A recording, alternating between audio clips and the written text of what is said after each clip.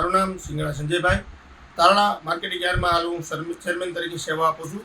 હવે વાત કરવામાં આવે તો તારીખ 19/4/2026 અને રવિવારના રોજ ફળોનો રાજા કેસર કેરીની હરાજીનો વિધિવત પ્રારંભ તારણા માર્કેટિંગ યાર્ડમાં થઈ રહ્યો છે. ત્યારે આપ સર્વેને તો વેપારીઓ, દલાલો તેમજ પત્રકાર મિત્રોને પધારવા વિનંતી. હવે વાત કરવામાં આવે કેસર કેરીની વાત કરવામાં આવે તો કેસર કેરીની આવકનો ગઈ સાલનો અંદાજ જે 4,49,000 બોક્સ જેવો હતો, જે આ વર્ષે થોડો ઘટવાની સંભાવના છે. અને ગત વર્ષે જે 45 દિવસ જેવી સિઝન ચાલી હતી તે આ વર્ષે થોડી વધવાની પણ સંભાવના છે. જેનું કારણ એ પણ ગણી શકાય કે કેસર કેરીનો પાક 3 તબક્કામાં આવેલો છે. જેને હિસાબે કેસર કેરીની સિઝન લંબાઈ તો પણ નવાઈની વાત નહીં.